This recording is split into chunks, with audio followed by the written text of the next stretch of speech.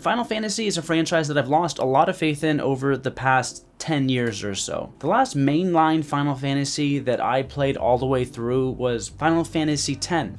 And in my opinion, since then, I don't think any of the mainline Final Fantasies have lived up to Final Fantasy X. Even Final Fantasy X, I don't think was as good as Final Fantasy VII, VIII, and IX. Those are my favorites. This is my bias. So just know that going into this review that my golden era of Final Fantasy is the PlayStation era. But there's been a lot of hype around Final Fantasy XVI because the team that developed it was the same team that developed Final Fantasy XIV. And while I'm not the biggest fan of Final Fantasy XIV, it's undeniable the amount of love, care, and improvement that has been put into this game by their lead developer Yoshi P, who took over and revitalized the game over the past decade. Because of that success, this team was given the responsibility and privilege to make the next mainline Final Fantasy game. So this is a huge opportunity for the franchise to move in a different direction and perhaps usher in a new era of Final Fantasy. Did they do it though? Did they usher in this new era of Final Fantasy?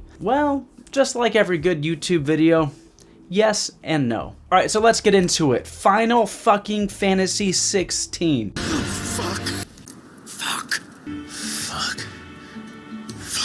Shit! Oh, fuck! They cuss in this game so much. Honestly, I would say that's probably a pro. That's one of my favorite things about this game. It's the first rated M Final Fantasy in the mainline series, and it absolutely shows. They cut people's limbs off, they have a lot of blood, they even have a fair amount of side boob in there. God damn. And I, for one, am very pro side boob in video games. I appreciate games with more mature tones because, hey, I'm in my 30s now. I enjoy when games treat their players like adults, and this game very much did that. The game also plays really well. I was a little bit nervous at first that it was going to be a little bit too easy because it was kind of too easy. I would say the first half of the game is not super difficult, but about halfway through or more towards maybe the last third of the game, it actually did get a little bit more difficult, and I think the difficulty was kind of perfect there. They don't allow you to play hard mode until you've unlocked a new game plus, which you have to beat the whole entire base game to do that, which I'm not going to replay this game, so it's kind of unfortunate. I wish I could have played it on hard mode on my first playthrough. It's one of those things that at the end of the day, I would have liked to have that choice, but I do think normal is probably the right way to play through it on your first playthrough. I think the game just kind of balanced towards that. More good things that I like about the game is the music. The music's great. They have one of the composers from Final Fantasy XIV. His name is Soken, and he's done a great job. He's done a lot of great tracks on Final Fantasy XIV. There's a bunch of good tracks in this game as well. I don't think that he lives up to Nobu Uematsu's greatness, but that just, again, might be my PlayStation bias. But Soken is still definitely a really capable composer, and he has a bunch of really great tracks. My favorite would be probably Cid's theme. I really enjoyed the battle theme, even though I think by the end of it I got a little bit sick of it. It's still totally an awesome track that gets you pumped every time you get into a fight. So those are the things that I like about the game. Let's talk a little bit more about the stuff that I'm a little bit split on. So the characters are one of those things I'm a bit split on. I think on one hand there were a handful of really great, well-made characters, and on the other hand there was a whole lot of pretty shallow characters that I was left pretty unimpressed with. I think some of the best characters in the game were hands down Cid, Uncle Byron, Gav, Dion, and Joshua. And then there were some okay characters. Like I thought Clive was okay. I thought his story arc kind of peaked pretty early on, and I don't really feel like there was a whole lot of development with him after the first maybe third of the game. Jill is another one that I think was a little bit underutilized. I didn't really have strong feelings about that character. I was actually kind of disappointed with how little she was used in the game. And then there's just like a whole bunch of absolutely like pointless, useless characters that are either vendors or plot devices used to either tell you stories or get you from point A to point B that I thought were just kind of throwaway, forgettable characters. Overall, I feel like we were really lacking with the antagonists in the game as well. I do think that Benedicta and Kupka were pretty decent early on. I do think the antagonists that you end up fighting in the second half of the game are just absolutely a step down and are overall really forgettable in the grand scheme of the Final Fantasy universe. So I guess the next thing to talk about is the story overall, and this is one of those things I'm just kind of split on.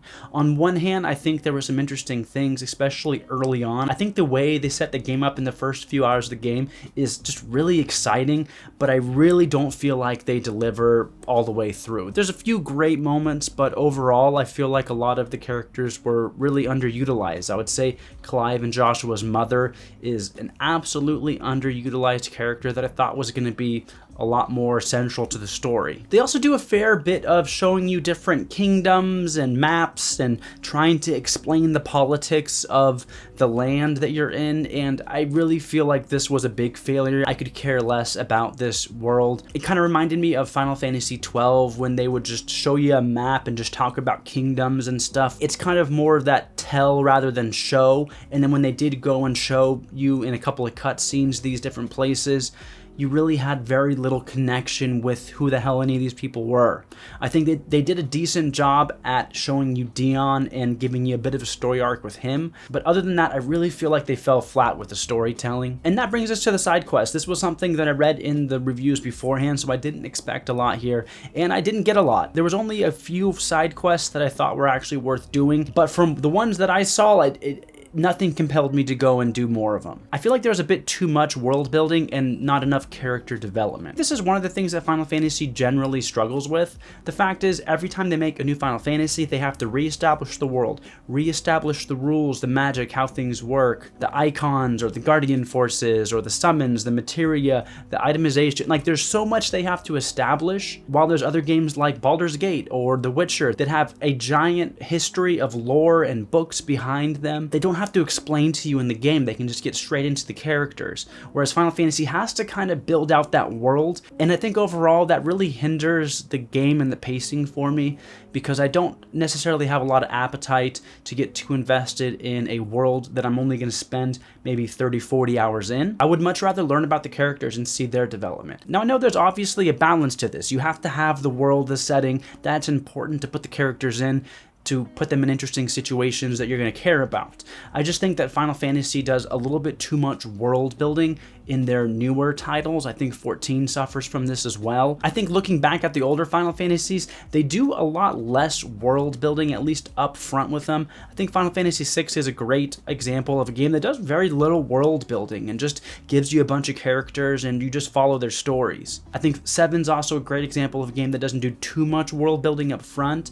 They do have it in there, but there's a really good balance of it sprinkled throughout the game. And I think Final Fantasy IX is another great example of a game that does really little world building and is just so focused on the characters. And I feel like this is maybe the disconnect that I'm having from these newer Final Fantasies to the old ones. I think there was also one thing in particular that I kind of saw in Final Fantasy XVI that I also see in Final Fantasy XIV that kind of turns me off a bit when it comes to characters and storytelling. And that's how they introduce their characters. If you think back on Final Fantasy VII, when they first introduced Aerith, they will show you them on their own, them doing their own thing, and then their paths intertwining with the main character's story. Final Fantasy IX does an absolute great job with this, with Vivi, with Princess Garnet, and basically everyone in that game. They show you their story, and then they show how it intertwines with your story. With Final Fantasy XVI, they kind of just push characters into a cutscene with you, where they're like, hey, this is a new character, you've met them, and it seems like they expect you to just instantly like these characters as soon as you meet them. I also feel like a lot of the characters in Final Fantasy XIV and XVI are just there for plot devices. Either they're giving your character a MacGuffin, or they're there to open up a new area, or give you some type of new information, or sell you items. They're store vendors, things like that. Like, they have a function, they have a purpose. I think Vivian is a great example in Final Fantasy XVI of a character that I have absolutely no feelings towards. She's just put there by the developers to explain a bunch of things to your character. And this wouldn't be a Final Fantasy review if I didn't talk about the icon battles. I admit these are really cool, these are really exciting, they're fun to play for the most part, but I really feel like these moments were there, they were put in the trailers to sell the game. I don't really feel like this was an amazing use of resources. I would have taken half of those cinematics away if you could have given me more time with Uncle Byron, with Joshua, with Sid, or Jill. I play Final Fantasy for the characters in the adventure, and I do feel that Final Fantasy XVI lacked both. So that's it for my review. Before I give you my number out of 10, I'd love to hear what you guys thought of the game. Did you agree with me? Was the story and characters a little bit disappointing for you as well? Or do you think I'm totally wrong and you absolutely loved the characters and story? I'd love to hear in the comments. So my score. So I've thought a lot about this, and I think I'm going to give it a 7.5 out of 10. The game was good. I think half the time I really enjoyed it, while the other half the time I was just kind of bored out of my mind. But overall, the game was made really well. There's a lot of undeniably great things in this game. I think it's worth a playthrough if you're a fan or if you're interested in Final Fantasy, but I wouldn't put it in my top 5 favorite Final Fantasies of all time. Alright, so that's it for me, guys. Please make sure to give it a like, subscribe, tell me how I'm wrong in the comments, and until next time, I'll see you guys later.